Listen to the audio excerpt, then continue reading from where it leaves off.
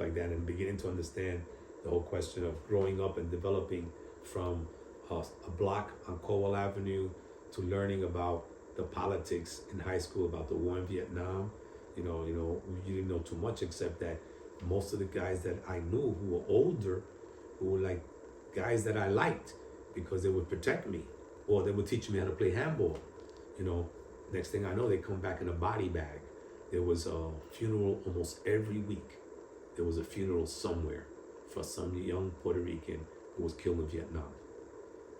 Almost every week. So we lost a lot of Puerto Ricans. I don't know if everybody did a good study or research on this shit, but Puerto Ricans in Vietnam, we lost a lot. And not only did we lose them physically, but we also lost them mentally, because a lot of friends of mine who I became friends with afterwards when I was finishing high school and then going on to college and then meeting friends that came back, they came back all fucked up. They were exposed. I have friends today who are going through major medical shit because of Agent Orange or because of post-traumatic stress disorder. That, I was blessed that I didn't get to go because I was, in those days they had a draft and I was number 16 on the draft. That means I was definitely going to get drafted to go to Vietnam. And if it wasn't because I was blessed by this white counselor who convinced me in my last year of aviation high school to apply for something called open admissions, which I don't know what that was. All it was in 1969, they passed a law in New York City that anybody who graduated from high school can qualify to go to college. History.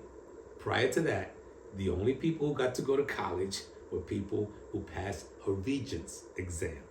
You could not pass a Regents exam if you were in a vocational high school. And the majority of blacks and Latinos were in vocational high school.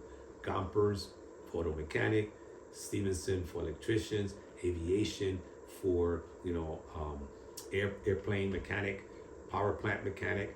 So the majority of the white kids in New York City who went to the other schools, the regular academic schools, and they got to be exposed to, algebra and all those other subjects that you need for your Regents.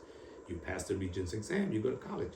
But there was no way that people like myself could go to college because we did not get the Regents exam. But in 1969, they passed a law called open admissions, which means that anybody, if you graduate from high school, you could apply to go to college.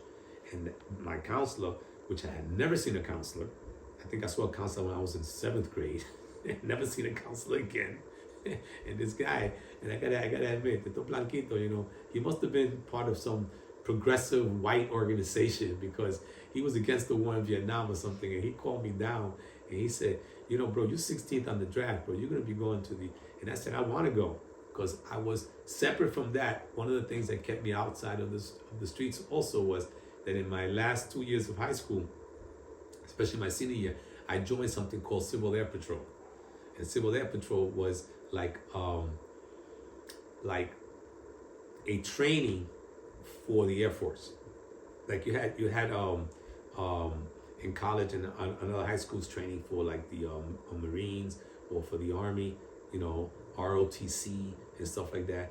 Well, Civil Air Patrol, CAP, was for the Air Force, and I joined. And it was just like military. Every weekend I had to go to Miller Air Force Base in Staten Island. There was an Air Force base there in Staten Island, Miller Air Force Base, and I had to go there for training. So everything from drilling to marching to polishing your shoes to discipline and flying. I actually had a book, and they actually flew us on a Cessna, me and a pilot, so you get exposed to being up in the air.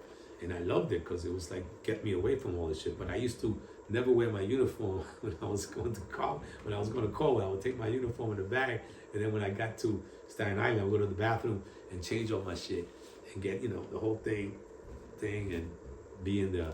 So I was ready to go to Vietnam because of all my friends that had been killed in Vietnam, not being brainwashed. I thought that fuck this shit, I'm gonna kill me some fucking Vietnamese, man, because they're killing these homeboys, man, coming back dead. So I told my counselor that. He said, bro, you don't know what war is. I said, nah, man, I want to go. I want to kill some of these guys. They killed a lot of my friends. He said, bro, do you know what war is? He began to just give a little bit of knowledge to me. Not enough for me to recognize and understand what was the dynamics of Vietnam, but enough for me to be open to the fact that he said, bro, you do not want to go to fucking war. He said, you do not want to go to war. At least give yourself a chance. You might qualify for this. And he convinced me enough that I just took the papers home and I filled them out. Pa callarlo, keep them quiet. And I filled the papers out. And to my surprise, everything happens for a reason, right? I was accepted.